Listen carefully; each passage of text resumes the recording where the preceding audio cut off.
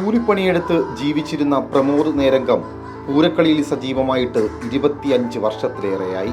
സംസ്ഥാന സ്കൂൾ കലോത്സവത്തിൽ മത്സരത്തിനെത്തിയ 11 ടീമുകളുടെ ആശാൻ.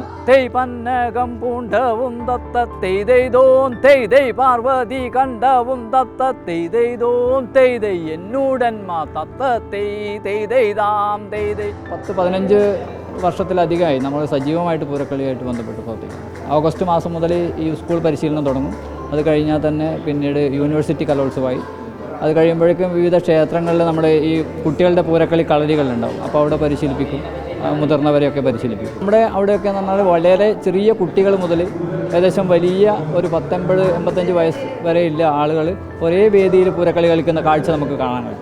ചെറിയ പ്രായത്തിൽ മറുത്തുകളിയിലൂടെ പൂരംകളിയിലേക്ക് എത്തിയ പ്രമോദ് മാഷിന് ഇന്ന് പൂരംകളി തൻ്റെ ജീവവായുവാണ്. ശിവൻ്റെ കോപാഗ്നിയിൽ ബന്ധു വെണ്ണീറായ കാമദേവൻ, അപ്പോൾ കാമദേവൻ ഇല്ലാത്തതുകൊണ്ട് കാമം എന്ന വികാരം അപ്രത്യക്ഷമാവുകയും ആ ദേവന്മാർക്ക് വലിയ പ്രതിസന്ധി ഉണ്ടാക്കുകയും അപ്പം ദേവന്മാർ പിന്നെ ഇവരെ അഭയം പ്രാപിക്കുകയും അപ്പോൾ ഒരു ശാപമോക്ഷം എന്നുള്ള നിലയിൽ പറയുകയാണ് ഈ ചൈത്ര മാസാധിക്യനായ വിഷ്ണുവിനെ സ്തുതിച്ചുകൊണ്ട് 18 കന്യകമാരായ ദേവസ്ത്രീകളും 3 ലോകങ്ങളിലായി പാടി അവതരിപ്പിച്ച കളിയാണെന്നാണ് പറയപ്പെടുന്നത്.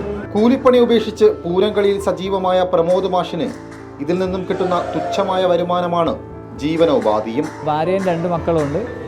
ഭാര്യ ജോലിയൊന്നുമില്ല.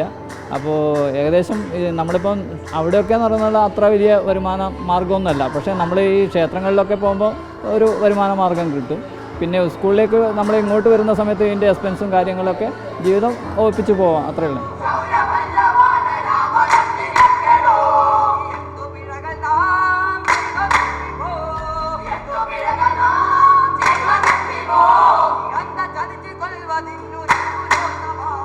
പാരമ്പര്യമായി അനുഷ്ഠിച്ചു വന്നിരുന്ന പൂരംകളിയെ പുതുതലമുറയ്ക്ക് കൈമാറി പ്രമോദ് മാഷ് നമുക്കിടയിൽ തന്നെയുണ്ട്. വീഡിയോ ജേർണലിസ്റ്റ് നന്ദകിഷോറിനൊപ്പം കലോത്സവ നഗരിയിൽ നിന്നും reporter Arun Solomon, in reporter, Thiruvananthapuram.